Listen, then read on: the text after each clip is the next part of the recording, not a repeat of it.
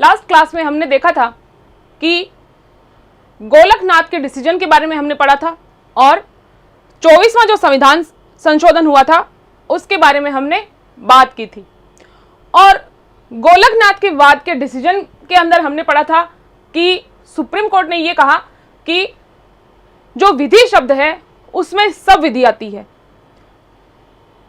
क्योंकि सरकार का गोलकनाथ के बाद में यह तर्क था कि भाई जो संविधान संशोधन करके जो विधि बनाई जाती है वो संविधान संशोधन विधि है और जिस पर आपको राइट है, जिसको जांचने का संविधान के अनुसार, वो सामान्य विधि है। मतलब कोर्ट सरकार ये कहना चाहती थी सुप्रीम कोर्ट से कि संविधान संशोधन में आप दखलंदाजी नहीं कर सकते हैं, क्योंकि संविधान संशोधन विधि और सामान्य विधि दोनों अलग अलग हैं।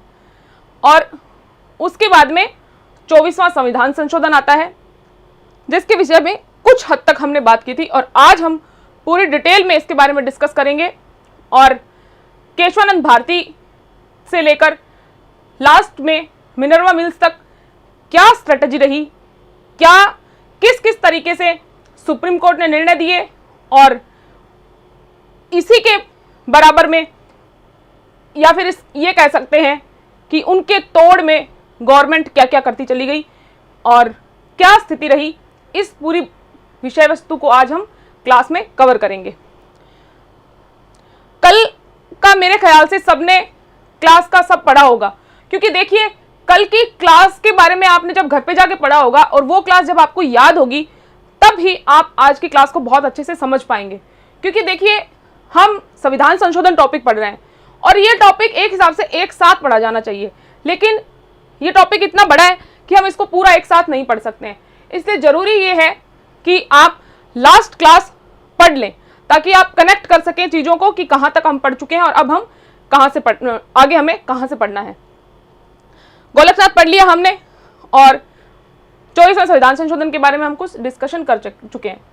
देखिए इसके बाद में मामला आगे बढ़ा और जिस तरह से पंजाब में भूमि सुधार कानून आए थे उसी तरह से केरल में भी भूमि सुधार कानून लाए गए। और केरल में जब भूमि सुधार कानून लाए गए तो सेम पहले की तरह क्या व्यवस्था की गई कि लिमिट बना दी गई कि आप कितनी भूमि हर पर्सन रख सकता है। तो इसमें जो केशवानंद भारतीवाद जो हुआ, इसमें केशवानंद जो थे, जो ये वाद है, इसमें जो ये केशवानंद नामक पर्सन थे, ये एक मठ था, एक इडनीर नाम की जगह थी, वहां पे इडनीर मठ था, उस मठ के मठाधीश थे कौन? केशवानंद। तो इनके पास जमीन बहुत थी, क्योंकि इनके पास ये मठ के न्यायाधीश थे, मठ था तो मठ के अंडर में बहुत सारी जमीन थी। और इस जमीन को क्या किया, गवर्नमेंट ने सरेंडर करवा दिया कि हर पर्सन की एक लिमिट है कि वो कितनी जमीन रख सकता है। तो आपके पास जो जमीन है वो उस लिमिट को क्रॉस करती है, इसलिए आप इतनी इतनी जमीन जो कि भूमि सुधार कानून के तहत आपको लिमिट है उसके बाद में आपको सरेंडर करनी होगी जमीन। तो इसकी चपेट में आ गए कुल मिलाकर केशवानंद भारती। तो वो जब ये स्थिति हुई, उनको लगा कि इस एक्ट के तहत हमारी जमीन गवर्नमेंट के द्वारा कब्जाई जा रही है, तो वो क्या किया उन्होंने, केशवानंद भारती भागकर चले गए सुप्रीम कोर्ट। क्योंकि कहाँ जाएंगे इसके अलावा, क्योंकि एक वही संस्था है जिससे कोई किसी तरह की उम्मीद रख सकता था। और आज भी यही स्थिति है कि आज भी हम किसी भी तरह की स्थिति में जब हमारे अधिकारों का हनन होता है तो one of the biggest option जो हमारी प्रॉब्लम को सॉल्व कर सकता है वो है सुप्रीम कोर्ट, जैसा कि हमारी संविधान व्यवस्था करता है। ठीक है, लेकिन केशवानंद सुप्रीम कोर्ट तो चले गए, लेकिन सुप्रीम कोर्ट भी इसमें क्या करे, क्योंकि हमने पढ़ा था कि गोलकनाथ के वाद में हमने देखा था कि 11 न्यायाधीशों की बेंच बना दी गई थी। संवैधानिक पीठ कितने न्यायाधीशों की गठित की गई थी? 11 न्यायाधीशों की। 11 न्यायाधीश उसमें थे और सुप्रीम कोर्ट ने यह निर्णय दे रखा था कि संसद मौलिक अधिकारों में संशोधन नहीं कर सकती है। लेकिन इसके बाद में 24वां संविधान संशोधन जब 71 में लाया गया था तो सरकार ने क्या किया, गोलकनाथ के वाद को मतलब उसके निर्णय को एक तरह से समाप्त कर दिया, उसके प्रभाव को, जो वाद में जो निर्णय दिया गया था उसके प्रभाव को समाप्त कर दिया कि संविधान संशोधन विधि जो सामान्य विधि है उसके अंतर्गत नहीं आती। और न्यायपालिका के पास हम जाते क्यों हैं कि जब हमारी किसी भी तरह के हमारे जब एफआर होते हैं उनका वॉयलेशन जब होता है तो हम कोर्ट के पास जाते हैं कि हमारे इन अमुक अधिकारों का हनन हो रहा है। तो न्यायपालिका फिर देखती है कि जिस आधार पे हम गए हैं वो चीज कॉन्स्टिट्यूशनल है या अनकॉन्स्टिट्यूशनल है, इसीलिए तो हम सुप्रीम कोर्ट के पास जाते हैं। लेकिन 24वां संविधान संशोधन के माध्यम से क्या किया गया था कि जो 368 का संविधान संशोधन, जो कि ये कह दिया गया था कि 24वें संविधान संशोधन के द्वारा कि जो 368 की जो द्वारा जो विधि या जो संविधान संशोधन करके जो विधि बनाई जाती है वो 13 में शामिल ही नहीं है। और आप देखते हैं कि न्यायालय को जो जुडिशियल रिव्यू का राइट होता है, जुडिशियल रिव्यू का राइट क्या है कि जो 13 में जो अधिकार जुडिशियल रिव्यू का दिया गया है उसमें जो विधि शब्द के अंतर्गत चीजें दे रखी है, देखिए हम देखते हैं कि विधि में क्या क्या शामिल है।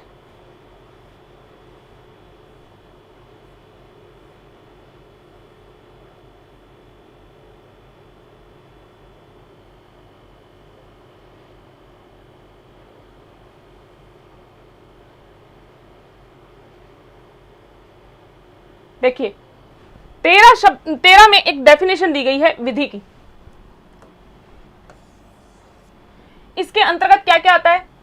भारत के राज्य क्षेत्र में विधि का बल रखने वाला अध्यादेश, आदेश, उपविधि, नियम, विनियम, अधिसूचना, रूढ़ि या प्रथा, ये सब चीजें विधि में आती हैं। लेकिन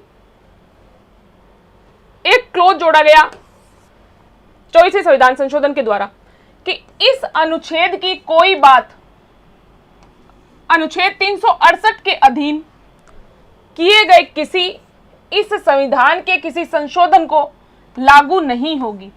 इसका मतलब क्या है? देखिए आप अपना बेलेक्ट भी निकाल के रखें और उसमें भी साथ साथ में पढ़ें कि इस अनुच्छेद की कोई बात अनुच्छेद 368 के अधीन की 368 के थ्रू कोई संशोधन किया गया और उस संशोधन से कोई विधि बनाई गई, तो 368 के अधीन किए गए इस संविधान के किसी संशोधन की, इस संविधान में अगर कोई भी संशोधन 368 के अंतर्गत किया जाता है तो ये लागू नहीं होगा। 13 सीधी सी बात है कि आप संविधान संशोधन का जो 368 के तहत किया गया जुडिशियल रिव्यू नहीं कर सकते हो, बस सीधी सी बात ये कही गई थी। और 24वां जो संविधान संशोधन था उससे ये क्लियर कर दिया गया था कि 368 की जो विधि है वो 13 वाली विधि में शामिल ही नहीं है। तो न्यायालय तो जैसे ही कि आप देखते हैं कि 11 न्यायाधीशों की पीठ गोलकनाथवाद में थी, इसलिए उसके इतर निर्णय देने के लिए जरूरी था कि उससे अधिक संख्या की संवैधानिक पीठ का गठन किया जाए।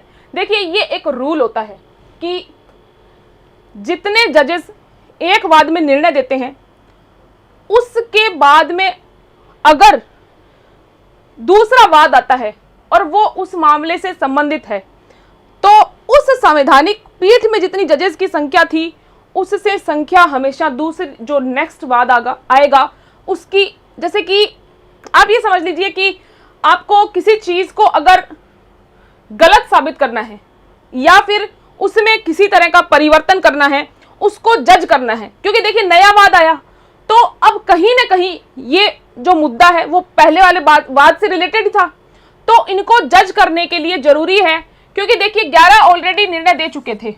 इसलिए बाद में केशवानंद भारती जब गए अपनी दलील देने के लिए सुप्रीम कोर्ट के पास कि इसके द्वारा मेरे अधिकारों का हनन हो रहा है, तो भूमि सुधार एक्ट के तहत तो 13 न्यायाधीशों की संवैधानिक पीठ का निर्माण किया गया। ठीक है, 13 न्यायाधीशों की संवैधानिक पीठ बनाई गई थी। और सीजीआई कौन थे? एसएम सीकरी। सीकरी, इसमें सीजीआई थे।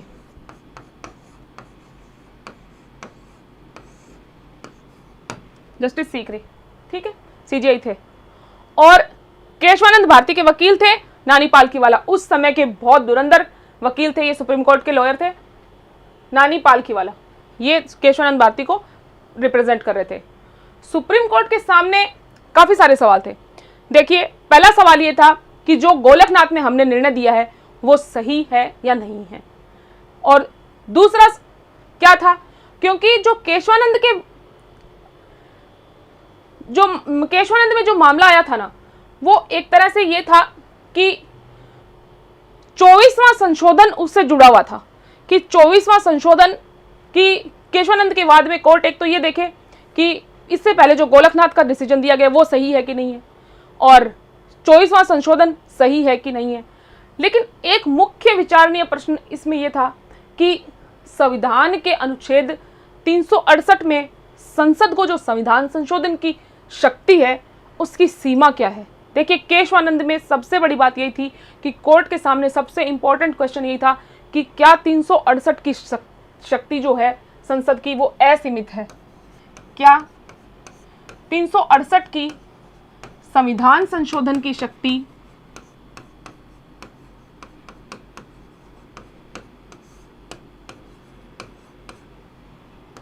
असीमित है।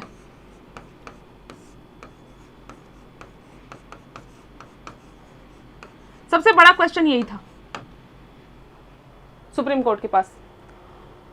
और जो ये क्वेश्चन था, इसके तर्क के तौर पर गवर्नमेंट के पास क्या जवाब था, कि गवर्नमेंट ने ये जवाब दिया कि संसद की जो ये शक्ति है वो असीमित है और अनियंत्रित है, और इस पर किसी भी तरह की सीमाएं नहीं है। और यहां तक कि गवर्नमेंट ने ये भी कहा कि हम लोकतंत्र को हटाकर एक तंत्र भी स्थापित कर सकते हैं। मींस कि कुल मिलाकर गवर्नमेंट का कहना यह था कि हम संविधान को कंप्लीट रिपील करने की बजाय हम कुछ भी कर सकते हैं। और जो पिटिशनर थे केशवानंद, उनका कहना था कि जो संसद की जो संविधान संशोधन की शक्ति है ये असीमित नहीं है, और बाकायदा इसमें रीजन भी दिया गया कि ये असीमित क्यों नहीं है। क्योंकि केशवानंद के वकील के द्वारा ये दलील दी गई कि ये जो शक्ति है ये संसद को, संविधान को नष्ट करने की पावर नहीं देती है। क्योंकि आप देखते हैं कि जो उसका जनक है, संसद का जनक कौन है? संविधान। तो संविधान ही संसद का जनक है, इसलिए संविधान संसद को स्वयं को नष्ट करने की शक्ति नहीं देता है। ठीक है, ये केशवानंद की तरफ से नानी पालकीवाला ने ये दलील दी थी।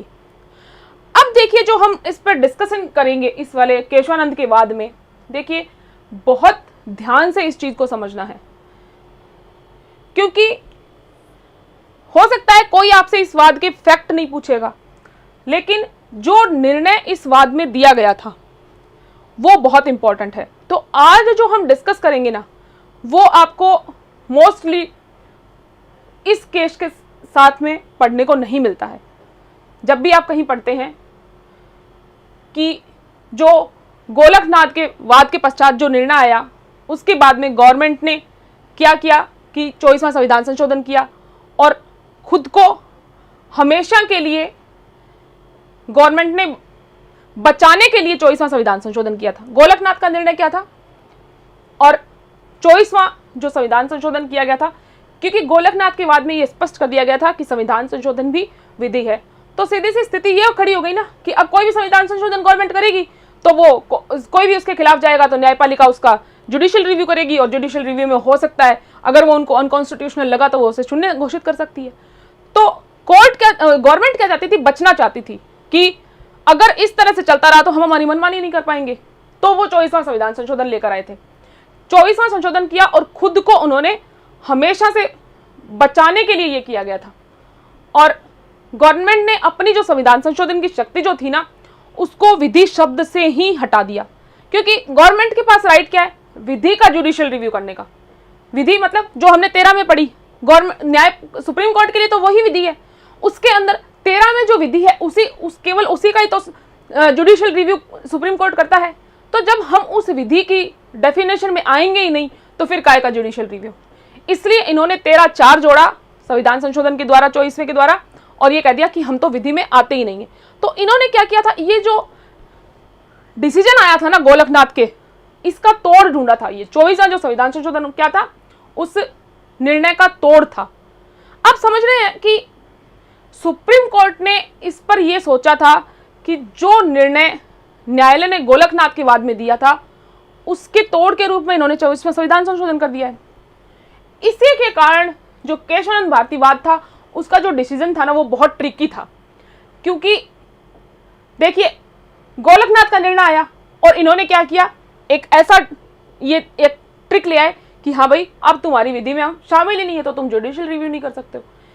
तो केशवानंद के वाद में डिसीजन दिया गया वो बहुत ट्रिकी डिसीजन था, क्योंकि सुप्रीम कोर्ट की मंशा क्या थी कि अब हमें एक ऐसा डिसीजन देना है जिसमें किसी भी आधार पर ये कुछ भी कर ले, लेकिन क्योंकि देखिए आप 24वां संविधान संशोधन आप देख रहे हैं, आप साफ सरकार का जो मानसिक स्थिति जो थी आप देख सकते हैं कि गवर्नमेंट क्या चाहती थी कि स्थिति ऐसी रहे कि ये जुडिशियल रिव्यू में हमारे संशोधन आए नहीं और हम जो हमारे को सही लगे वो हम करते जाएं, इसलिए इन्होंने 24वां संविधान संशोधन किया। लेकिन सोचिए वर्तमान में जितनी जनसंख्या है 140-42 करोड़, उसमें से चुन के 30-31 जज बनते हैं, चीफ जस्टिस और जजेस को मिला के इतनी जनसंख्या में से वो लोग जाते हैं। द मोस्ट ब्रिलियंट लोग होते हैं सुप्रीम कोर्ट जजेस। जो वर्तमान में अभी जज हैं हमारे चंद्रचूड़ साहब, उनके फादर साहब जो थे वो भी इस अभी सीजीआई जो है चंद्रचूड़ साहब, उनके धनंजय यशवंत डीवाई चंद्रचूड़ अभी वर्तमान में सीजीआई हैं, और उनके पिता वाईवी चंद्रचूड़ थे, वो भी केशवानंद भारती की जो जजमेंट आई थी उसमें जज थे। तो सोचिए जब इतनी जनसंख्या में से इतने से लोगों को, इतने से कर्ण जितने लोग हैं इतनी बड़ी जनसंख्या के, वो सीजीआई और जज को मिलाकर इतने से लोग होते हैं, इतने इंटेलिजेंट वो लोग होते हैं कि देश में उन इतने से लोगों की वजह से और अन्याय नहीं होता है। सोचिए किन लोगों को वहां पर बिठाया जाता होगा, किन लोगों को चूज किया जाता होगा कि इतनी बड़ी जनसंख्या के साथ कि उन इंटेलिजेंट लोगों को वहां पर बिठाया जाता है। सोच सकते हैं आप कि वो इतने से लोग और पूरे देश के लिए न्याय की व्यवस्था करते हैं, पूरे देश के लिए, कि किसी के भी साथ अन्याय नहीं होना चाहिए। तो सोचिए किस स्तर पर उनकी ब्रिलियंसी होती है, कि किस स्तर पर उनकी इंटेलिजेंस होती है। और इसमें एक आप एग्जाम्पल देखेंगे सुप्रीम कोर्ट के जजेस की जो इंटेलिजेंस है, उसका जो स्तर है, उसका एग्जाम्पल देखेंगे, क्योंकि 24वां संविधान संशोधन जो लाया गया वो सुप्रीम कोर्ट ने देख लिया था कि क्या किया गया है। लेकिन सुप्रीम कोर्ट ऐसी कोई स्थिति नहीं चाहती थी कि अब जो हम निर्णय दें उसको भी तोड़ मरोड़ दिया जाए या उसके प्रभाव को खत्म कर दिया जाए। इसलिए इन्होंने क्या किया, बहुत दिमाग लगाया। ये जो सीकरी सर थे और इनके साथ में जो जजेस थे, उन्होंने 13 जजेस की बेंच थी। इसमें आगे हम डिस्कस करेंगे कि कौन कौन इसमें जजेस थे, कि ऐसा क्या डिसीजन दिया जाए कि उसके बाद में उसको तोड़ा मरोड़ा ना जाए। देखिए आज तक आपने जब कभी भी किसी ने भी आपको ये बात समझाया होगा तो इस तरह की डिस्कशन नहीं की गई होगी, क्योंकि जब भी इस वाद के निर्णय के विषय में बात आती है कि केशवानंद के बारे में के बाद में निर्णय क्या दिया गया, तो एक लाइन सब डिस्कस करते हैं कि संविधान संशोधन तो कर सकता है संसद, लेकिन आधारभूत ढांचे में संशोधन नहीं कर सकता। ये एक लाइन जनरली हम केशवानंद भारती के वाद के विषय में पढ़ते हैं कि हाँ भाई निर्मत के मठाधीश थे, सुप्रीम कोर्ट गए और कोर्ट ने जजमेंट दिया कि संविधान संशोधन तो कर सकते हैं लेकिन आधारभूत ढांचे में संशोधन नहीं कर सकते हैं। तो इस जो ये लाइन है इसको कंप्लीट आज हम समझेंगे कि ये क्या है, क्योंकि देखिए अगर आप किसी टॉपिक को लेके बैठे हैं और उसको पढ़ने के बाद में, देखिए आप इस सब्जेक्ट की बात नहीं है, आप जब कभी भी कोई भी सब्जेक्ट पढ़ें, या इवन कोई टॉपिक पढ़ें, कोई भी काम करें, कोई भी टॉपिक पढ़ें, आप जब उस काम को कर दें, कोई भी काम XYZ कोई काम अपनी लाइफ में अगर आप अपने हाथ में लेते हैं, सुबह उठ के पढ़ने से, ब्रश करने से लेकर रात को सोने पर ब्रश करने तक हर चीज उसमें काउंट करनी है कि अगर काम मैंने कर दिया है तो काम खुद सोचे कि वाह मुझे किसने कर दिया। इतना परफेक्शन आपके काम में होना चाहिए। इसलिए अगर हम इस चीज को डिस्कस कर रहे हैं तो इसमें कोई इफ बट नहीं बचना चाहिए। इसलिए हम आज इसको पूरा डिटेल से पढ़ेंगे। देखिए, इसको हम 368 में, पहले 368 में क्या था, 24वें संविधान संशोधन के द्वारा क्या किया गया और कोर्ट ने डिसीजन क्या दिया, इस पे पूरे पे हम आज डिस्कशन करेंगे। ठीक है, तो आप सब लोग अभी मैं आपको एक पिक्चर दिखाऊंगी जिसके थ्रू हम ये पढ़ने वाले हैं।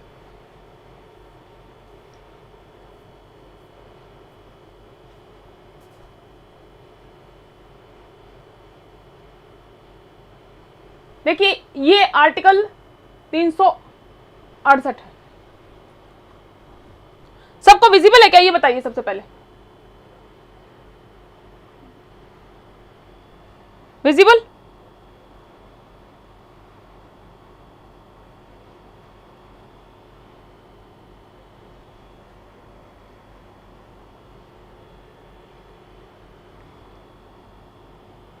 बताइए, सबको नजर आ रहा है?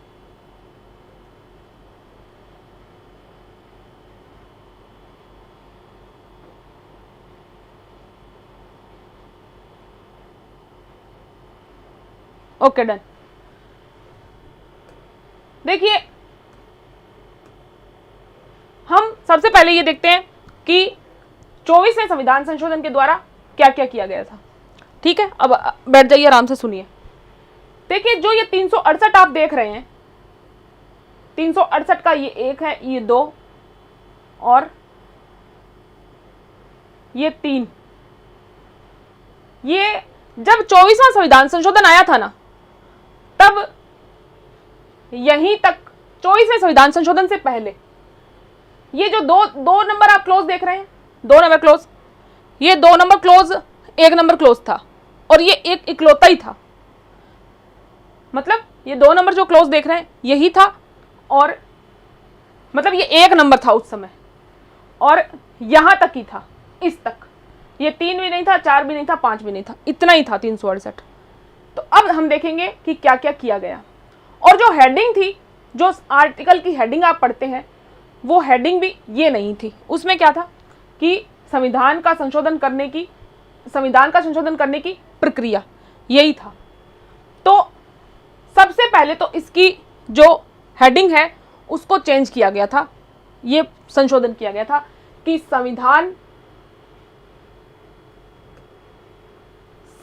का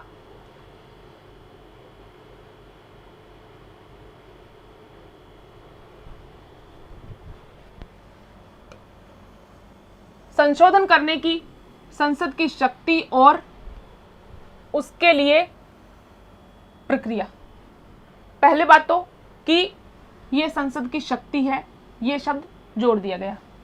ठीक है, दूसरी बात, ये जो पहला क्लोज आप देख रहे हैं, ये पहला क्लोज 24वें संविधान संशोधन के द्वारा जोड़ा गया था, जिसमें क्या लिखा है कि इस संविधान में किसी बात के होते हुए भी संसद अपनी संविधायी शक्ति का प्रयोग करते हुए इस संविधान के किसी उपबंध का परिवर्तन कर सकती है और निरसन कर सकती है। निरसन के रूप में संशोधन इस अनुच्छेद में अभिकथित प्रक्रिया के अनुसार कर सकेगी। फिर बाद में क्या है, ये प्रक्रिया बताई गई है। और जो ये पहले 1 नंबर था तो इसको 2 नंबर पे ले आए। ठीक है, क्योंकि 1 नंबर में ये जोड़ दिया। और इसके बाद में क्या किया गया था,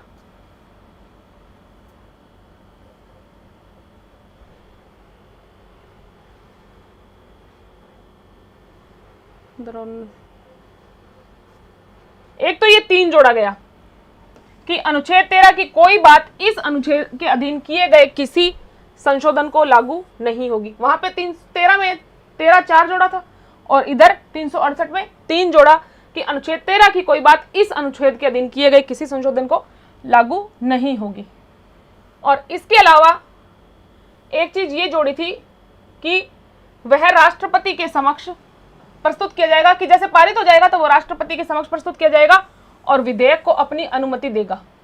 ये बात पहले क्या थी उसको देखते। देखिए अभी क्या हो गया है कि वह राष्ट्रपति के समक्ष प्रस्तुत किया जाएगा, कि विधेयक जैसे ही दोनों सदनों में पारित हो जाएगा उसके बाद में 24 के द्वारा ये जोड़ा गया है, ये 24 के द्वारा ये लाइन जोड़ी गई है। इस लाइन से पहले क्या लाइन थी वो अभी हम देखेंगे।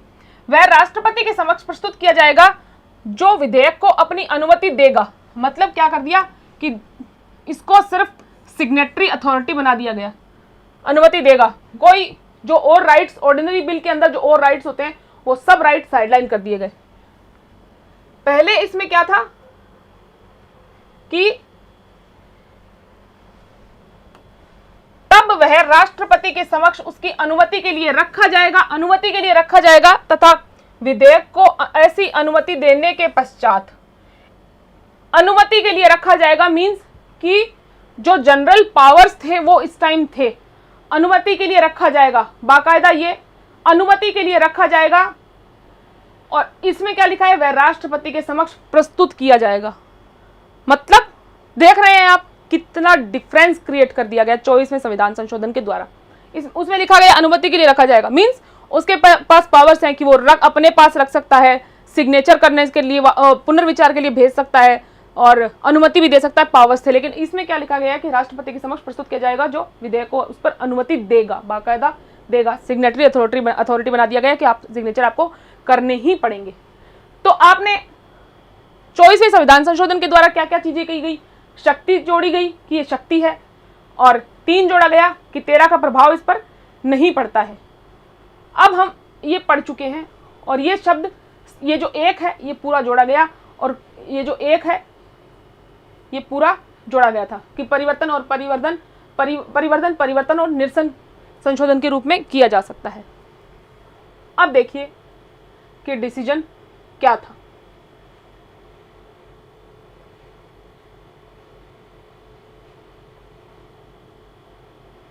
देखिए उच्चतम न्यायालय ने सर्वसम्मति से यह निर्णय दिया कि संसद को मूल अधिकार में संशोधन करने की शक्ति प्राप्त है।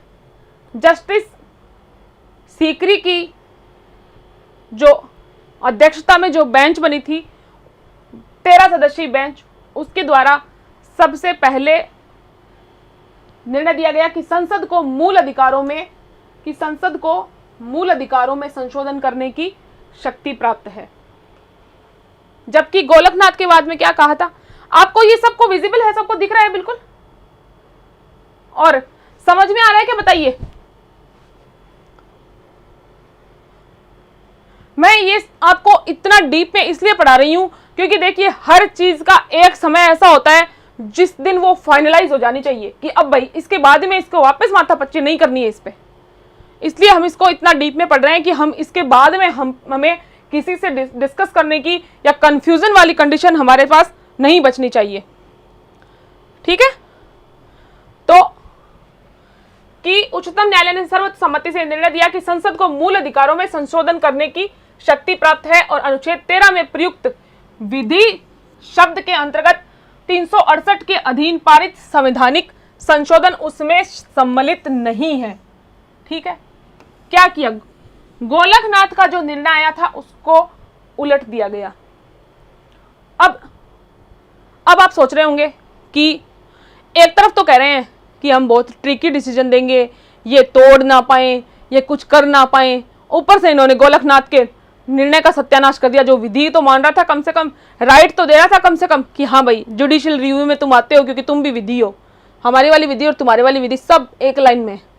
तो ये नहीं था, आगे हम पढ़ेंगे तब समझ में आएगा कि विधि में संशोधन विधि शामिल नहीं है। गवर्नमेंट खुश, संसद मूल अधिकारों में संशोधन कर सकती है क्योंकि गोलकनाथ वाले में क्या कहा था, तुम एफआर में कर नहीं सकते हो अमेंडमेंट, तो इस पे भी गवर्नमेंट खुश। इस प्रकार न्यायालय ने गोलकनाथ के मामले में दिए गए अपने निर्णय को उलट दिया। अब गोलकनाथ के निर्णय से अपने निर्णय को उलट दिया और न्यायालय ने कहा कि अनुच्छेद 368 जैसा कि ये मूल रूप में था मतलब जो 368 का जो मूल रूप था के अंतर्गत संविधान संशोधन करने की शक्ति तथा उसकी प्रक्रिया दोनों निहित है। कि देखिए शक्ति शब्द जो जोड़ा गया ना, कि इन्होंने कोर्ट ने क्या कहा, सुप्रीम कोर्ट ने क्या कहा कि जो ये मूल रूप में था ना, तब भी इसमें तब क्या लिखा था, प्रक्रिया, लेकिन इन्होंने क्या शब्द जोड़ दिया, शक्ति। तो ये सुप्रीम कोर्ट ने ये कहा कि जो ये मूल रूप में था ना, तब भी शक्ति तो थी पर लिखा नहीं था एक हिसाब से। तो क्या बोला कि प्रक्रिया और शक्ति दोनों उसमें निहित है। तो 24वां संशोधन अनुच्छेद 368 में जो कुछ विवक्षित था, इम्प्लाइड था, उसे अभिव्यक्त करने के अतिरिक्त कुछ और नहीं करता है। देखिए ये लाइन आप समझे कि जो 24वां संविधान संशोधन किया गया है ना, सुप्रीम कोर्ट ने बिल्कुल गवर्नमेंट को यह विश्वास दिलाया कि आपने जो किया है वो बिल्कुल उचित है, उसमें कोई दो राय नहीं है। देखिए एक लाइन क्या कही कि 368 में जो कुछ इम्प्लाइड था, कि 368 जो मूल रूप में था ना, जो मूल रूप में था, उसमें ये सब चीजें जो 24वें संविधान संशोधन में जो बाहर निकल के आई है ना, वो इम्प्लाइड थी। इम्प्लाइड का मीनिंग पता है ना, विवक्षित। विवक्षित का मतलब कि देखिए लॉ में सबसे ज्यादा पढ़े जाने वाला जो सिविल लॉ होता है, उसमें सबसे ज्यादा पढ़े जाने वाला ये लॉ है। देखो विवक्षित शब्द को मैं आपको समझाती हूं।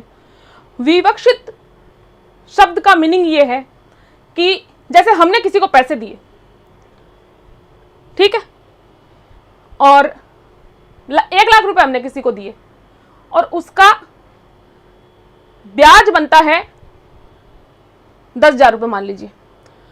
तो हमने 1 लाख रुपए के लिए दावा किया, तो उसमें यह विवक्षित है कि भैया हमने वो 10,000 ब्याज वाले भी मांगे हैं। मतलब कोई चीज सामने दिखाई ना दे, लेकिन वो उसमें इंप्लाइड हो कि हाँ भाई ये तो है ही, इंप्लाइड ही है। कोई चीज जैसे कि आप यही समझ लो कि कोई चीज सामने से जब दिख रही हो, तो कोई ऐसी चीज जो उसके अंतर्गत इंप्लाइड हो,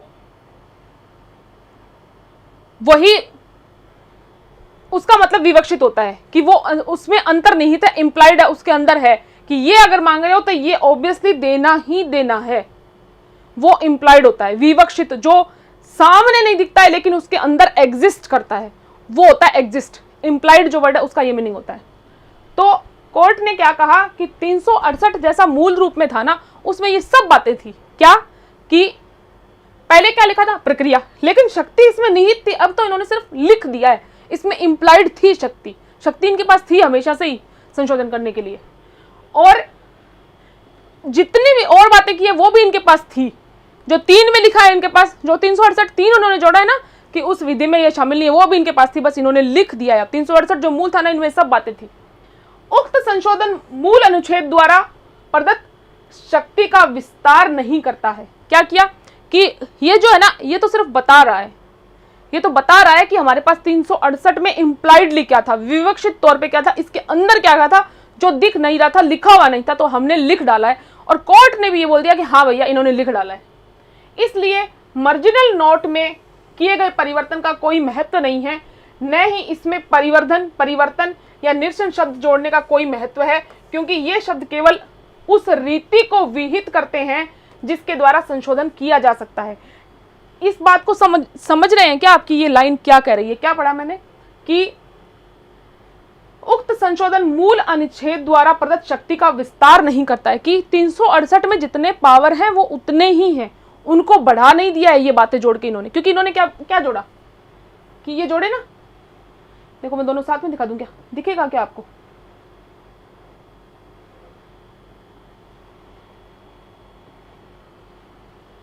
इन्होंने क्या कहा कि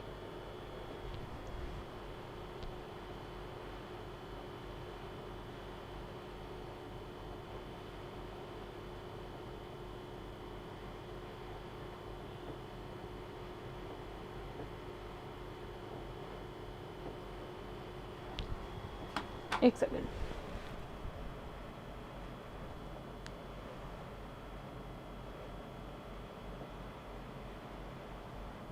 अब ठीक है, अब दोनों दिख रहे हैं,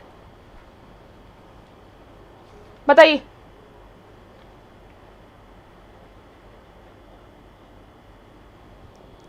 क्या कहा कहा कि उक्त संशोधन मूल संशोधन द्वारा प्रदत्त शक्ति का विस्तार नहीं है, इसलिए मार्जिनल नोट में किए गए परिवर्तन का कोई महत्व नहीं है, न ही इसमें परिवर्तन, परिवर्धन और निरसन शब्द को जोड़ने का कोई महत्व है। कि जो ये 3 शब्द जोड़े गए ना, परिवर्तन, परिवर्धन और निरसन, इनको जोड़ने का कोई खास महत्व नहीं है। क्योंकि देखिए संशोधन किस किस तरह के होते हैं, या तो कुछ परिवर्तन किया जाता है, या परिवर्तन किया जाता है, या निरसन कर दिया जाता है। मतलब या तो कुछ एक जगह से हटाकर दूसरी जगह रख देंगे, या कुछ परिवर्तन कर देंगे, या कुछ खत्म कर देंगे। 3 ही तरीके हैं संशोधन के संविधान में। तो ये कहना चाह रहे हैं कि जो संशोधन उक्त मूल अनुच्छेद में संशोधन मूल अनुच्छेद द्वारा प्रदत्त शक्ति का विस्तार नहीं करता है, इसलिए मार्जिनल नोट में किए गए परिवर्तन का कोई महत्व नहीं है। क्योंकि ये शब्द केवल उस रीति को विहित करते हैं जिसके द्वारा संशोधन की, ये तो सिर्फ रीति इसमें लिखी हुई नहीं थी कि भाई हम इस तरह से करेंगे, तो ये सिर्फ रीति को जो डिनोट करते हैं वो वर्ड इन्होंने इंक्लूड कर दिए। ठीक है भाई, नए के संशोधन शब्द में आवश्यक रूप से अंतर्विष्ट है, क्योंकि मूल अनुच्छेद के अंतर्गत प्राप्त शक्ति एक सीमित शक्ति है। क्योंकि जो मूल, अब लास्ट में इन्होंने क्या एक सबसे खतरनाक बात जोड़ दी, वो थी कि चूंकि मूल अनुच्छेद के अंतर्गत प्राप्त शक्ति एक सीमित शक्ति है। क्या बोल दिया? क्योंकि गवर्नमेंट तर्क क्या दे रही थी कि भैया हमारी शक्ति सीमित नहीं है, असीमित है, कि शक्ति सीमित शक्ति है, कि चूंकि मूल अनुच्छेद के अंतर्गत प्राप्त शक्ति एक सीमित शक्ति है, अतः संशोधन अनुच्छेद में जोड़ी गई उक्त शब्दावली का कोई महत्व नहीं है। कि 24वां संविधान संशोधन जो तुमने किया है वो सब सही है, किसी को मारे भी चट चट चट और ये भी गए, नहीं नहीं नहीं दर्द तो हो ही नहीं रहा, वो है ये कि जो तुमने किया है वो सही है, लेकिन जो मूल अनुच्छेद के अंतर्गत प्राप्त जो आपको शक्ति है 368 में, कि इन्होंने जो किया ना, ये तो सिर्फ मतलब ऐसे ही इन्होंने लिख दिया है, इसका कोई बहुत ये महत्व नहीं है। इसका मतलब कि ये कोई शक्ति को बढ़ा नहीं रहे हैं, लेकिन ये शक्ति एक सीमित शक्ति है, अतः संशोधन अनुच्छेद में जोड़ी गई उक्त शब्दावली का कोई महत्व नहीं है। इन आधारों पर 24वां संविधान संशोधन अधिनियम विधि मान्य है। और एक तो ये लाइन कह दी कि सीमित शक्ति है, और इस आधार पर जो 24वां संविधान संशोधन जिसपे क्वेश्चन मार्क लगा था कि ये सही है या नहीं है, इसको अनकॉन्स्टिट्यूशनल या कॉन्स्टिट्यूशनल डिक्लेयर करना था, उस पर ये क्या बोल दिया कि हाँ भाई तुम्हारा 24वां संविधान संशोधन बिल्कुल सही है और आप एफआर में भी संशोधन कर सकते हैं, जितनी बातें आपने 368 में जोड़ी हैं वो सब सही हैं। ठीक है, ये बात हो गई। और किंतु न्यायालय ने 7-6 से ये निर्णय दिया गया था। 7 असेंडिंग ओपिनियन में थे और 6 डिसेंडिंग ओपिनियन में थे। यह निर्णय दिया कि यद्यपि अनुच्छेद 368 के अंतर्गत संसद की संविधान में संशोधन करने की शक्ति पर्याप्त व्यापक है, कि भाई पर्याप्त शक्ति आपके पास काफी व्यापक है, किंतु वह असीमित नहीं है। तुमने जो किया वो सब ठीक है, लेकिन आप सब एफआर, सबसे बड़ी प्रॉब्लम क्या थी कि तुम एफआर में संशोधन नहीं कर सकते हो। ठीक है, ये सबसे बड़ी दिक्कत थी जिसके लिए 24वां संविधान संशोधन लाया गया था। तो उसमें कह दिया कि हाँ भाई तुम कर सकते हो, सबसे बड़ी तो डोज ये दे दी। तो 7-6 से यह निर्णय दिया गया कि यद्यपि अनुच्छेद 368 के अंतर्गत संसद की संविधान में संशोधन करने की शक्ति पर्याप्त है, किंतु वह असीमित नहीं है, असीमित नहीं है, और वह कोई ऐसा संशोधन नहीं कर सकती जिससे संविधान के मूल तत्व उसका आधारभूत ढांचा नष्ट हो जाए। कि तुम संशोधन तो सब जगह कर सकते हो, कहीं भी करो, पूरे संविधान में कहीं कर दो, बस बेसिक स्ट्रक्चर जो है उस पर वो नष्ट नहीं होना चाहिए। संसद की इस शक्ति पर विवक्षित परिसीमाएं हैं। परिसीमाएं जैसे ये विवक्षित अधिकार बता रहे थे कि इनके पास विवक्षित था ये 368 में सब कुछ। तो भाई तुम जब तुम्हारे वाला विवक्षित में तो तुम खुश हो कि हाँ भाई हमारे 368 में सब विवक्षित था, तो फिर अब कोर्ट अपने वाली पे भी आएगा कि इसमें विवक्षित सीमाएं भी थी। कोर्ट ने क्या, देखो कितना, मतलब कितना आप सोचो कितना खूबसूरत ये चीज है, इसको आप समझ के देखिए।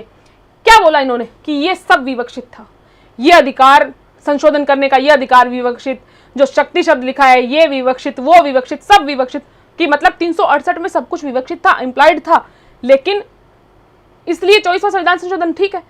अब इन्होंने क्या कहा कि परिसीमाएं विवक्षित थी, कि सीमाएं थी, ये असीमित नहीं था। 368 में जहां आपको शक्ति थी ना, वहां पे परिसीमाएं भी थी, वो भी विवक्षित थी। जब वो विवक्षित हो सकते हैं तो सीमाएं विवक्षित नहीं हो सकती है।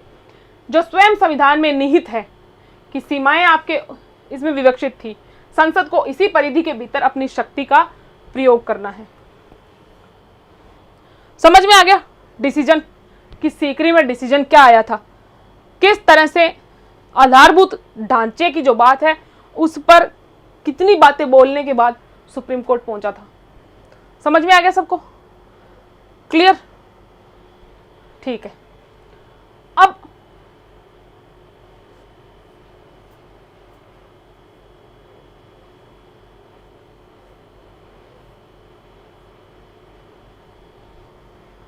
आगे चलते हैं, इसके आगे डिस्कस चीज करते हैं कि केशवानंद भारती फाइनली आपको डिसीजन समझ में आ गया सबको। तो अब आप एक काम करिए, नोट कर लीजिए कि फाइनली पॉइंट में अगर आपको लिखना पड़े तो आप केशवानंद के डिसीजन के तौर पर क्या लिखेंगे। वन बाय वन आप कॉपी निकालिए अपनी और लिखिए। केशवानंद भारतीवाद, पहला निर्णय यह दिया गया कि 24वां जो संविधान संशोधन है वो संवैधानिक है।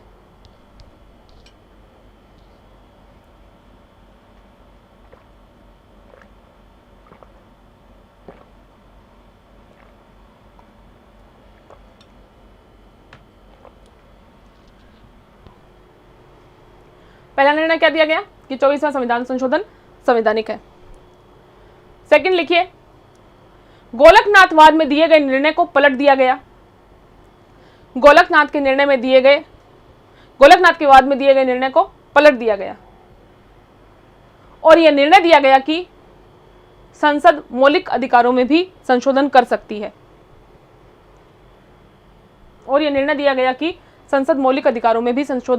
सकती है। थर्ड लिखिए कि नवीं अनुसूची संवैधानिक है, क्योंकि नवीं अनुसूची में भी तो था ना ये मुद्दा, क्योंकि नवीं अनुसूची में डाल दिया गया था इसको कि भूमि सुधार कानून को, जितने भूमि सुधार कानून बनाए थे उनको नवीं अनुसूची में डाल दिया था ताकि उन पर जुडिशियल रिव्यू ना हो सके, क्योंकि नवीं अनुसूची में जो भी मुद्दे होते हैं, जो भी कानून नवीं अनुसूची में चला जाता है उसका जुडिशियल रिव्यू नहीं हो सकता है। तो नवीं अनुसूची संवैधानिक है, लेकिन 24 अप्रैल 1973 के बाद में नवीं अनुसूची संवैधानिक है, लेकिन 24 अप्रैल 1973 के बाद में नए कानून नवीं अनुसूची में शामिल किए गए। तो यदि वे संविधान की आधारभूत संरचना का उल्लंघन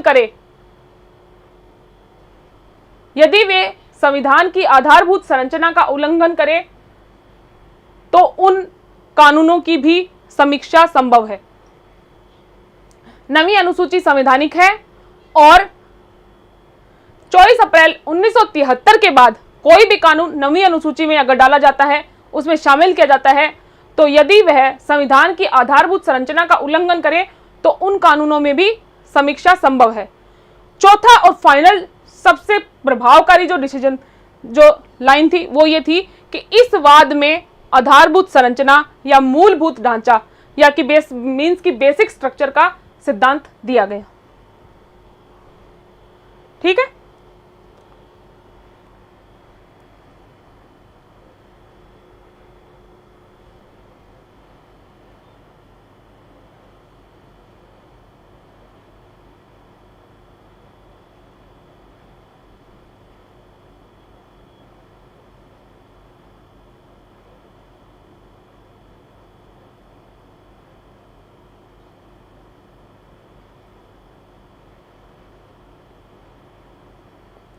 ठीक है, हो गया। आगे चलते हैं कि इसमें क्या था। मैंने आपको बताया था कि 13 जजेस थे, तो इसमें जस्टिस सीकरी जो थे वो मुख्य न्यायाधीश थे और इनके अलावा जेएम शैलत, न्यायमूर्ति ग्रोवर, एस हेगड़े और न्यायमूर्ति मुखर्जी, न्यायमूर्ति पी जगमोहन रेड्डी और न्यायमूर्ति एचआर खन्ना, ये तो थे असेंडिंग ओपिनियन में। 7-6 के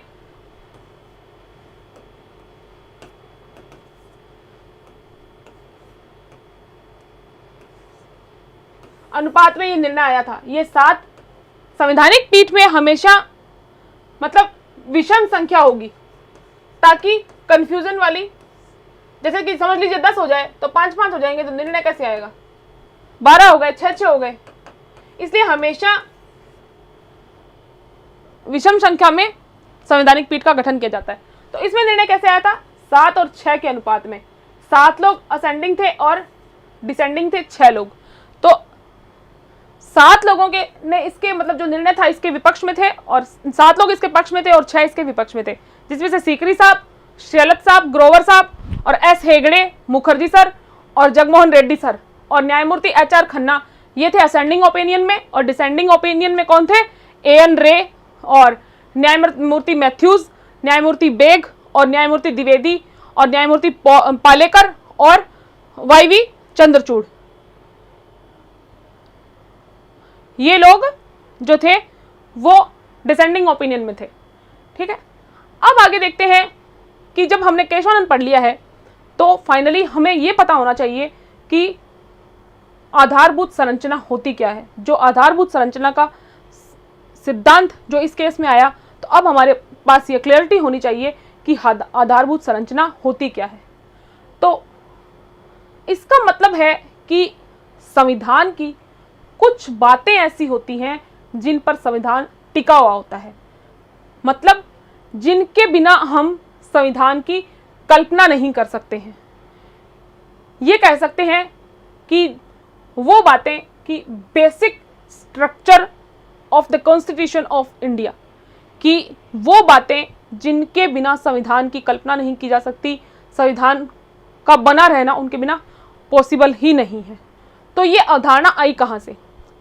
देखिए, जर्मनी के एक विद्वान थे डाइट्रिच। ये जो थे, इन्होंने सबसे पहले इस जो टर्म जो है ये आधारभूत संरचना, इसकी बात की थी।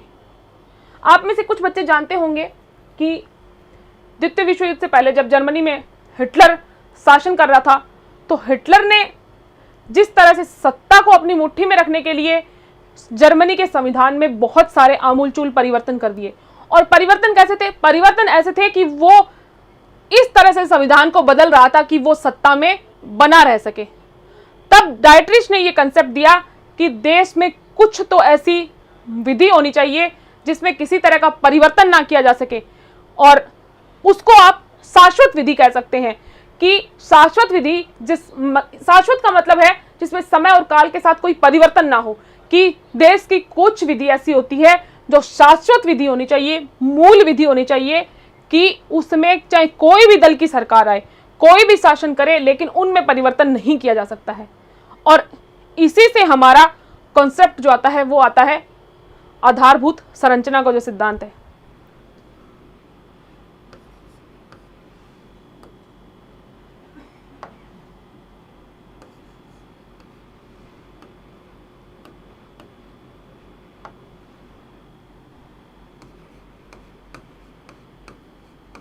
डाइट्रिच थे, इन्होंने सबसे पहले इस वर्ड पर बात की थी। जर्मनी के विद्वान थे ये। ठीक है, और इससे पहले जो ये केशवानंद का केस आया था, इससे पहले एक सज्जन सिंह वर्सेस राजस्थान राज्य। देखिए, ये जो केसेस है ना, जो कामेश्वर सिंह से शुरू होते हैं, इनकी डिबेट मोस्टली रिलेटेड है आर्टिकल 13 से, क्योंकि ये सारी जो एक केशवानंद तक, मिनर्वा मिल्स तक डिबेट आती है, कहाँ से कहाँ तक, कि विधि शब्द में क्या शामिल है और क्या नहीं। तो इसमें हम पूरी जो लिस्ट है, पूरी डिबेट की, जो केस की एक जो पूरी श्रृंखला है, वो हम जब 13 पढ़ेंगे आर्टिकल, तब हम इस पर पूरा डिस्कस करेंगे। तो इसी बीच में एक केस आया था सज्जन सिंह वर्सेस राजस्थान राज्य। उसमें भी एक JR मुधोलकर थे, उस टाइम जस्टिस थे JR मुधोलकर। उन्होंने इस सिद्धांत के बारे में बात की थी, लेकिन उस समय कुछ खास ये लाइमलाइट में नहीं आया था। और जो इससे पहले, केशवानंद से पहले, जो ये गोलकनाथ जो वाद आया था, उसमें भी एक लॉयर थे MK नाम्बियार। MK नाम्बियार ने भी इस बारे में, जो ये आधारभूत संरचना है, इसके बारे में बात की थी, अपनी दलील उन्होंने रखी थी, लेकिन उनकी इस बात को सुना नहीं गया था। जब ये सिद्धांत दिया गया तो बहुत सारी बातें बताई गई थी। जो शब्द आप देखते हैं आधारभूत संरचना, इस के साथ बहुत सारे, मतलब कोर्ट ने बताया था कि आधारभूत संरचना क्या होती है। तो अलग अलग बहुत सारे जजेस थे, तो सबने अलग अलग बताया था। तो हम कुछ देख ले कि कौन कौन सी चीजें थी जिनको आधारभूत संरचना के रूप में परिभाषित किया गया था, कि हमारा जो बेसिक स्ट्रक्चर है उसमें बेसिक स्ट्रक्चर में आता क्या क्या है, वो चीजें बताई थी। सुप्रीम कोर्ट ने कहा कि हमारे देश में विधि का शासन है। इसका मतलब है कि यहाँ कोई पर्सन राजा नहीं है, विधि का शासन है। यहाँ पे यहाँ कानून सबके लिए बराबर है, और इसलिए जो विधि का शासन है वो हमारा बेसिक स्ट्रक्चर है। ठीक है, तो सबसे पहले ये कहा कि विधि का शासन बेसिक स्ट्रक्चर है। ठीक है, और फिर सुप्रीम कोर्ट ने कहा कि we have separation of powers, powers का सेपरेशन हमारे देश में है। तो किसी कार्य में भी कोई भी संस्था, कार्यपालिका, न्यायपालिका और व्यवस्थापिका है, तो तब तक कोई संस्था एक दूसरे के कार्य में इंटरफेयर नहीं करती है जब तक कि कोई के द्वारा कोई गलत एक्ट ना किया गया हो। ठीक है, तो सेपरेशन ऑफ पावर्स है वो हमारा बेसिक स्ट्रक्चर है। विधि का शासन बेसिक स्ट्रक्चर है, और सेपरेशन ऑफ पावर्स, शक्तियों का विभाजन, बेसिक स्ट्रक्चर है। और संविधान की सर्वोच्चता और संसदीय शासन व्यवस्था, संघात्मक शासन व्यवस्था और व्यक्ति की गरिमा, न्यायपालिका की स्वतंत्रता और न्यायिक पुनरावलोकन जो है, विधि की व्याख्या संविधान के अनुसार करना। न्यायिक पुनरावलोकन क्या है? विधि की व्याख्या संविधान के अनुसार करना। ये सब चीजें आधारभूत संरचना के रूप में उस टाइम बताई गई थी। देखिए, जो मुख्य न्यायमूर्ति थे उस टाइम, सीकरी साहब, उन्होंने क्या किया था, उन्होंने जो संविधान की सर्वोपरिता है उसको, गणतंत्रात्मक और प्रजातंत्रात्मक स्वरूप है उसको, संविधान का जो धर्मनिरपेक्ष स्वरूप है उसको, विधानमंडल, कार्यपालिका और न्यायपालिका के बीच में जो शक्तियों का पृथक्करण है उसको, परिसंघात्मक प्रकृति है उसको, इनको क्या बताया? Basic structure. आप एक बात देखिए, मैं जब से आपको ये बोल रही हूं कि बहुत इंटेलिजेंट जजेस ये होते हैं, तो देखिए जब इन्होंने बेसिक स्ट्रक्चर को डिफाइन किया, क्या कहा इन्होंने? देखिए कुछ चीजें मैं आपको नोट डाउन करवाती हूं। देखिए क्या लिखा, संविधान की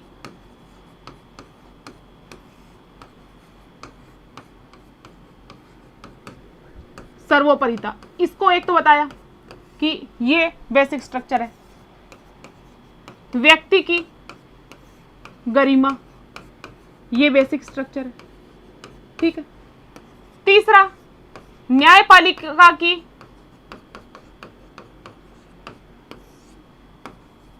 स्वतंत्रता, ये बेसिक स्ट्रक्चर है। शक्तियों का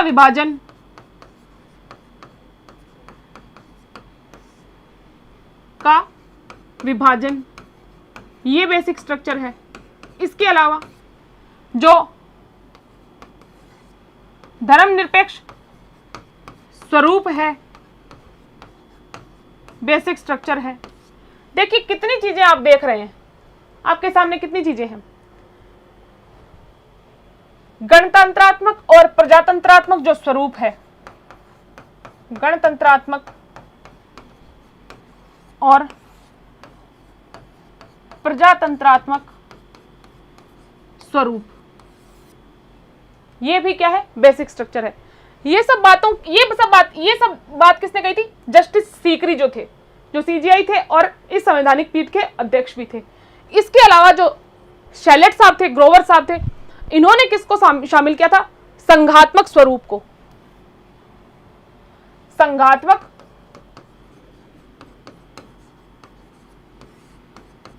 देखिए, ये जो मैं आपको बता रही हूं, आप 2 मिनट बाद में देखेंगे कि इनका रीजन बताऊंगी कि ये सब मैं आपको क्यों बता रही हूं। और शक्तियों का विभाजन, व्यक्ति की गरिमा और देश की जो एकता है, देश की एकता, व्यक्तिक स्वाधीनताएं,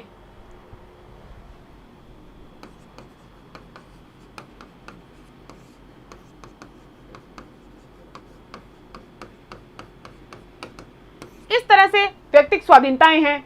और व्यक्ति की गरिमा, ग्रोवर साहब ने बिल्कुल स्पेसिफिक अपने डिसीजन के, अपनी जो उन्होंने फाइंडिंग्स दी थी, उसमें बाकायदा ये लिखा कि व्यक्तिक गरिमा ये सबसे महत्वपूर्ण है। विभिन्न स्वाधीनता और जो कि व्यक्ति की स्वाधीनता और मूल अधिकार सुनिश्चित करती है गरिमा। ये सब बातें इनके द्वारा कही गई। इनमें आपको क्या नजर आ रहा है? कहीं भी संविधान का प्रोविजन का नाम नहीं लिखा गया है। किसी प्रोविजन का नाम नहीं लिखा गया है। देख रहे हैं आप सब कि संविधान का प्रोविजन नहीं लिखा है, बट एक चीज देखिए आप, पूरा संविधान लिख डाला इन्होंने बेसिक स्ट्रक्चर में। ये लिस्ट तो फिर भी छोटी है, बहुत लंबी लिस्ट लोगों ने दी थी। संविधान की सर्वोपरिता की सबसे पहले तो यही बात लिख दी कि संविधान की सर्वोपरिता, संविधान, क्योंकि देखिए इन्होंने क्या किया था, बेसिक स्ट्रक्चर बताया था कि ये बेसिक स्ट्रक्चर है, और साथ में ये और कह दिया था, ये और बात देखिए, जो केशवानंद भारती का डिसीजन आया था ना, वो 700 पेजेस का था। देखिए ये जो डिसीजन आते हैं ना, ये बहुत सारे बिंदुओं को लेकर आते हैं। हमने तो सिर्फ बहुत एक छोटा सा, इतना सा बिंदु हमने पढ़ा है। अभी जैसे मराठा आरक्षण पर डिसीजन आया है, 800 पेजेस का डिसीजन है। इस तरह से ये बहुत सारे बिंदुओं को लिए हुए होते हैं। मिनर्वा मिल्स का, इसके बाद में मिनर्वा मिल्स को अभी हम पढ़ेंगे। मिनर्वा मिल्स में भी डिसीजन बहुत बड़ा था। तो संविधान की सर्वोपरिता मतलब पूरे संविधान को शामिल कर लिया। व्यक्ति की गरिमा जो भाग 3 में अंतर्विष्ट है, मतलब भैया तुम एफआर में तुम ऐसे बोल रहे हैं, तुम कर सकते हो संशोधन। ये बेसिक स्ट्रक्चर है, मतलब आप बेसिक स्ट्रक्चर को नष्ट नहीं कर सकते हैं। मतलब आप एक तरफ तो कह दिया आप मूल अधिकार में संशोधन कर सकते हैं, दूसरी तरफ क्या बोला कि आप बेसिक स्ट्रक्चर जो कि व्यक्ति की गरिमा मतलब भाग 3। व्यक्ति की गरिमा कहाँ निहित है बताइए? भाग 3 में तो निहित है। व्यक्ति की गरिमा क्या देती है? स्वाधीनता। क्या सुनिश्चित करती है?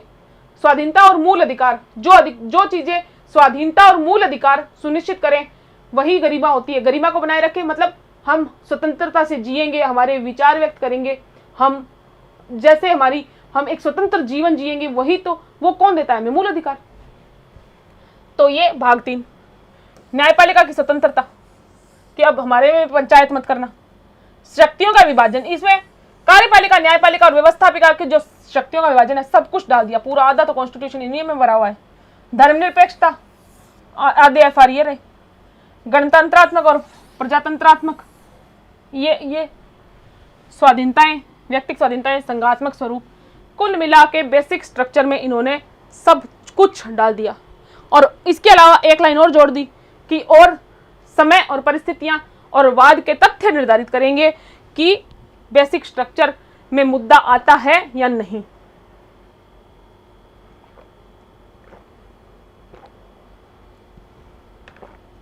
ठीक है, सबको समझ में आ रहा है? समझ में आ रहा है सबको बेटा?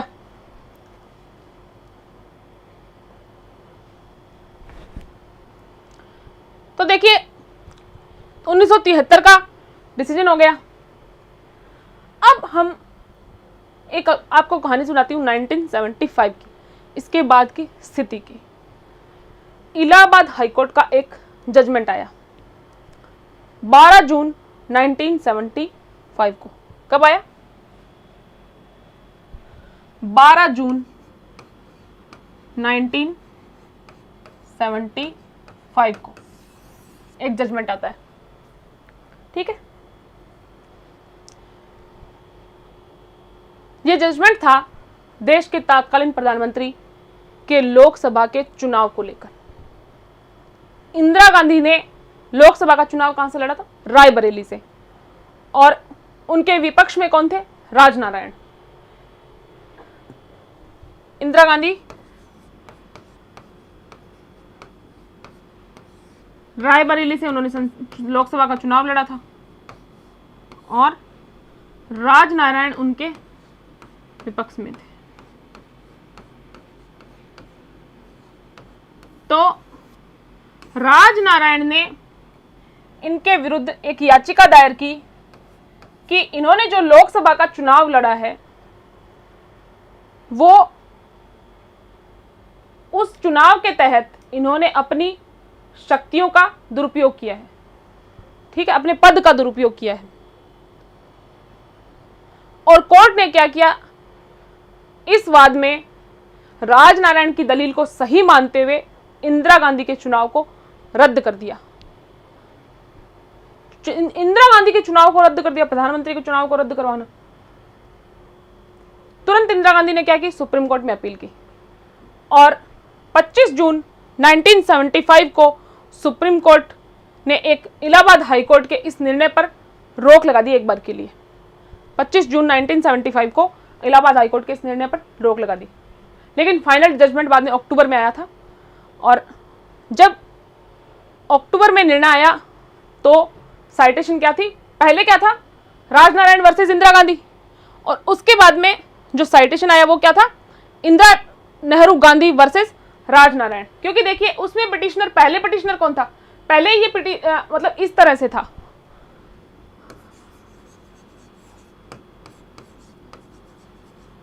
राजनारायण वर्सेस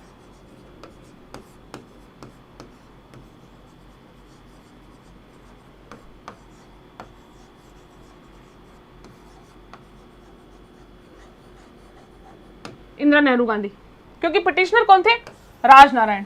लेकिन जब अक्टूबर में डिसीजन आया तो जो साइटेशन थी वो थी इंदिरा नेहरू गांधी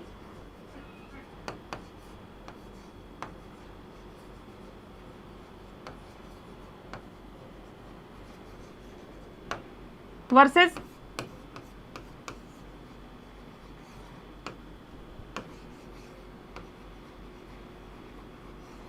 राजनारायण।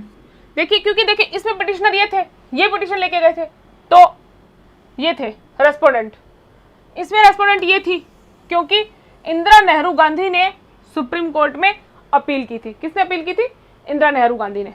तो ये इस साइड ये रेस्पोंडेंट है। तो ये जो साइटेशन थी, देखिए साइटेशन आप जनरली पढ़ते हैं कि जैसे केस आता है एक्स वर्सेस वाई और जैसे लिखा होगा 1975 AIR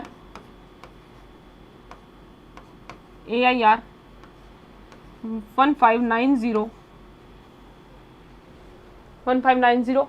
SCC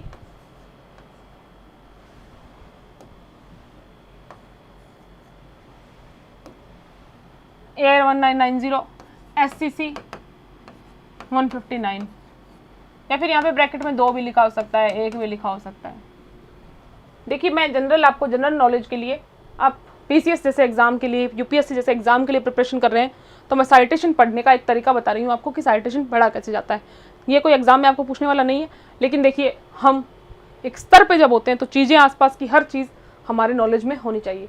तो ये साइटेशन पढ़ने का, जैसे समझ लीजिए, कुछ भी समझ लीजिए, इसका ये साइटेशन नहीं है, लेकिन मैं आपको जस्ट बता रही हूँ कि इंदिरा नेहरू गांधी, वैसे एक्चुअल में ये इसी का साइटेशन है जो 1975 AIR 1590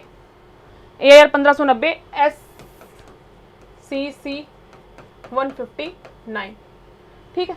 इसको आप पढ़ते हैं कि ये क्या है, कि इस एक्चुअल में साइटेशन पढ़ा कैसे जाता है, क्या क्या इसमें चीजें होती है, ठीक है।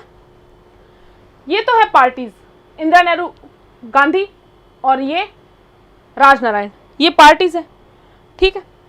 इसके बाद में ये वो सन है, ये सन है जिस सन में केस आया था 1975।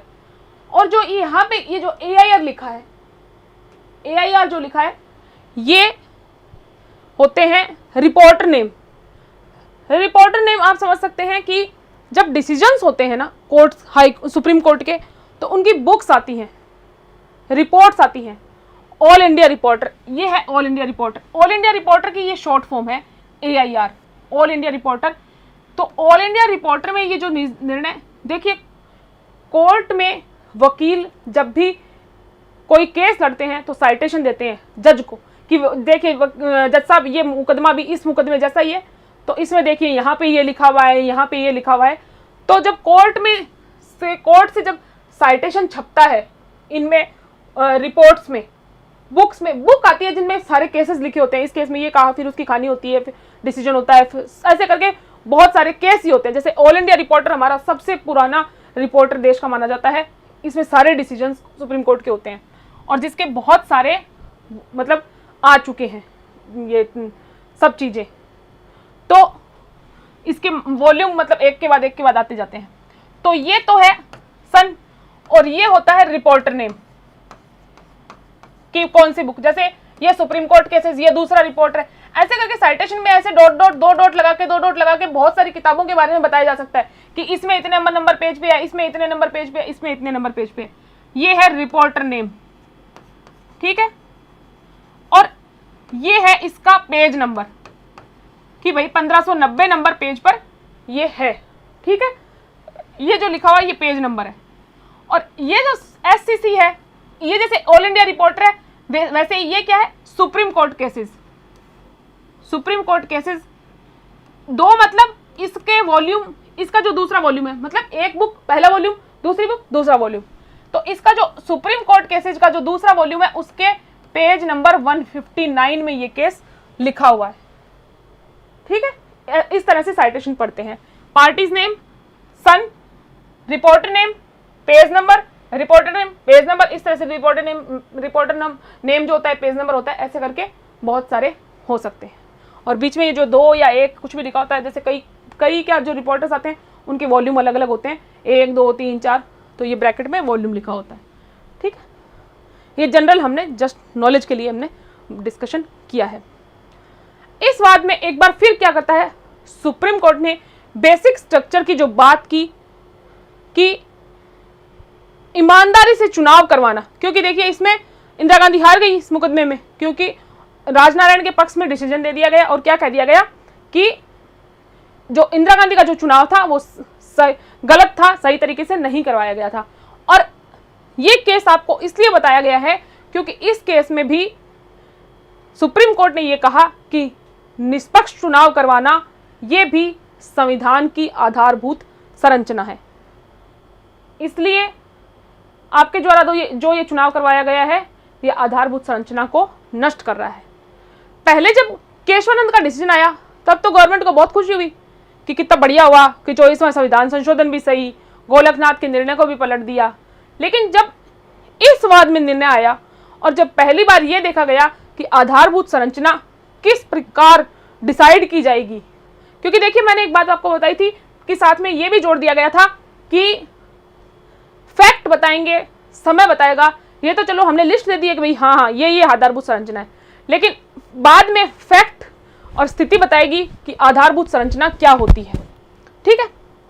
तो पहले तो गवर्नमेंट बड़ी खुश थी, लेकिन जैसे ही इस वाद में वो इंदिरा गांधी हार गई तो उनको लग गया कि ओहो, इस तरह से फिर बेसिक स्ट्रक्चर डिसाइड किया जाएगा।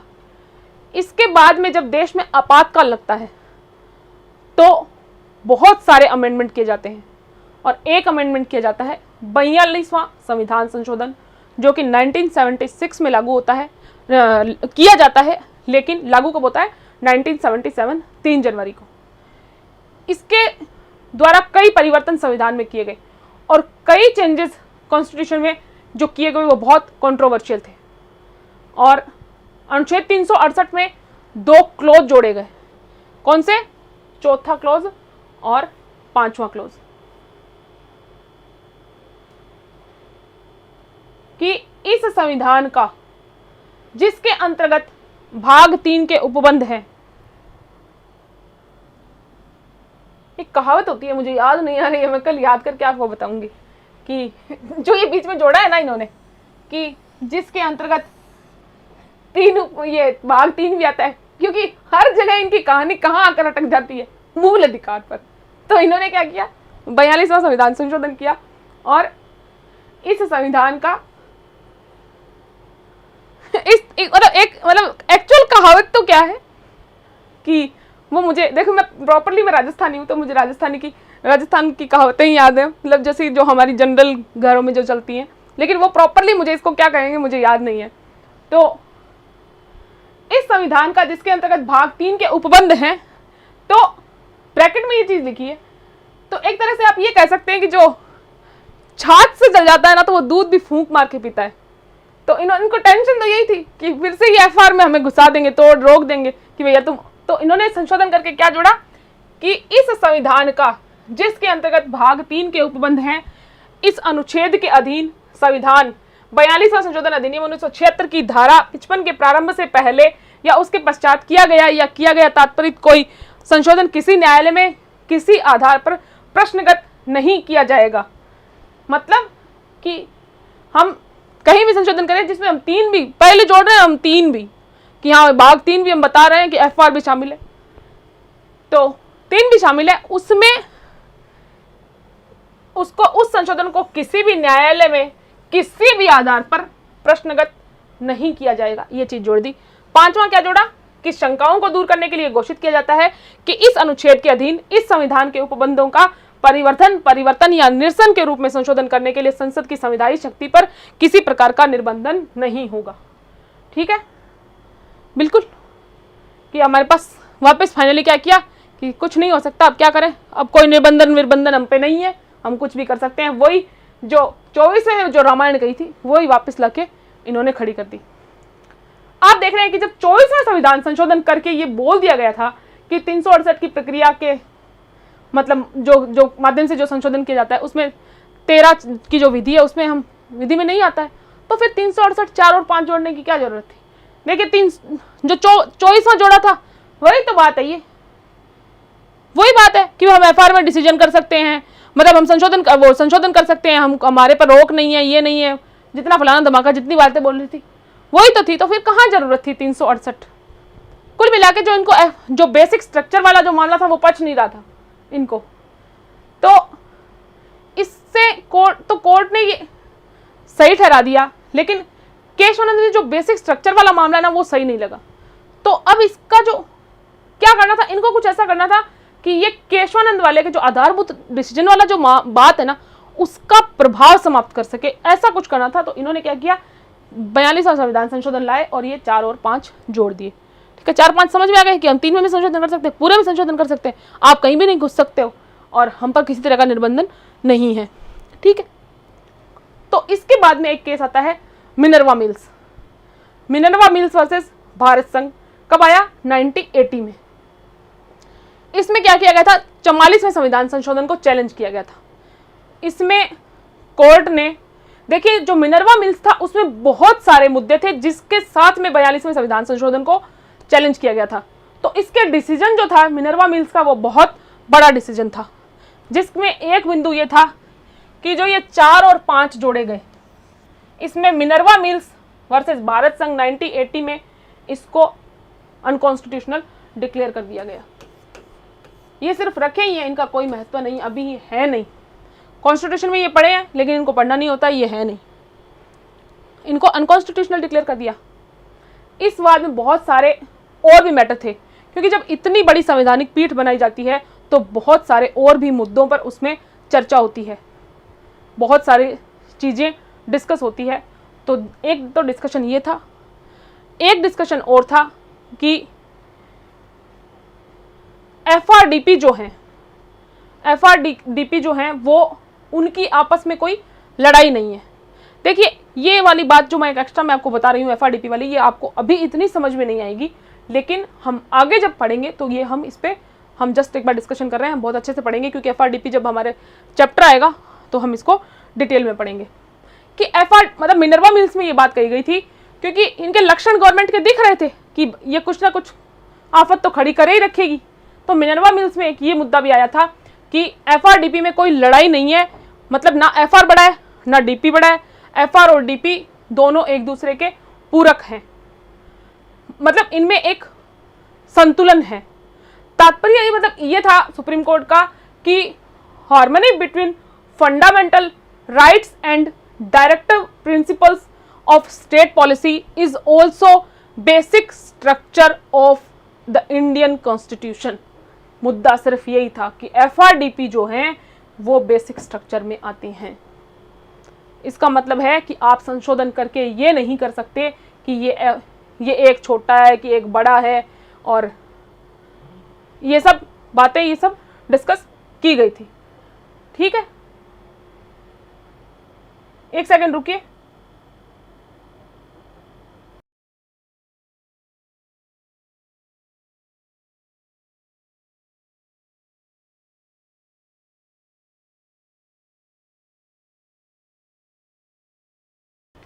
तो देखिए, इसमें ये कहना चाहते थे कि कोई समय, क्योंकि जिस तरह से गवर्नमेंट उस टाइम रिएक्ट कर रही थी, तो ये स्थिति उस टाइम थी कि इन्होंने जैसे 24वां संविधान संशोधन किया, उसके बाद में ये दूसरी स्थिति में आकर इन्होंने खड़े कर दिए।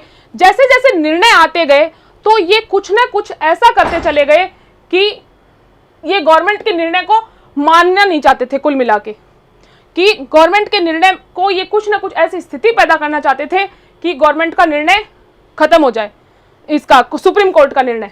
इसलिए जो जहां पे भी मुद्दा सुप्रीम कोर्ट को नजर आया, सुप्रीम कोर्ट ने ये स्थिति लाके खड़ी कर दी कि हाँ, आप इस बार मिनरवा मिल्स में भी मुद्दा ये कहीं ना कहीं छोटा सा टॉपिक था, तो कोर्ट ने ये जाहिर कर दिया कि आधारभूत संरचना संविधान का जो डीपीएसपी है और जो एफआर है वो दोनों इक्वल हैं, हार्मोनियस रिलेशन उनके हैं, और ये आधारभूत संरचना के अंतर्गत आते हैं। समझ गए? Okay, done. देखिए, इतनी बड़ी जो बहस हुई हमारी, तो अब आप सब एक बात मुझे बताएंगे कि जो संविधान संशोधन जो आता है, अब जैसे कोई भी संविधान संशोधन होता है तो उसको किस आधार पर चैलेंज किया जाएगा, कि अब आप मुझे इसका आंसर देंगे। मैंने इतना सारा जब आपको समझा दिया है, तो आप किस बेस पर इसका आंसर देंगे? ठीक है, कि अगर कोई संविधान संशोधन आता है तो उसको चैलेंज किस आधार पर किया जाएगा, ये क्वेश्चन है मेरा, कि कोई भी संविधान संशोधन अगर आता है तो किस आधार पर उसको कोर्ट में चैलेंज किया जाएगा। इसका आंसर लिख के भेजिए सब। ठीक है, इसका आंसर लिखिए कि किस आधार पर कोर्ट में चैलेंज, कोई भी, जैसे समझ लीजिए कोई भी संविधान संशोधन अभी आता है और उससे हमारे अधिकारों का हनन होता है, तो आप किस बेस पर क्या बात कहेंगे कि हाँ, इस तरह से आप अपनी बात कोर्ट के सामने क्या कह के रखेंगे। देखिए, इतना सारा डिस्कशन हमने किया है, तो इसका आंसर ये बताएगा कि आपको समझ में आया है या नहीं। बताइए।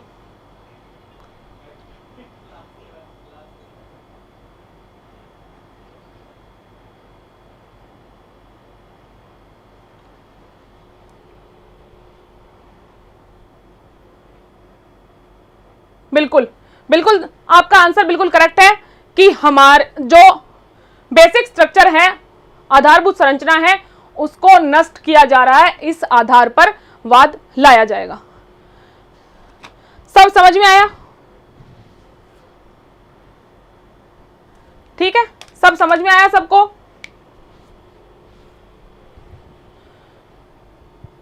कोई कंफ्यूजन मेरे ख्याल से इस पर अब आपको नहीं होना चाहिए। पानी वानी पीजिए।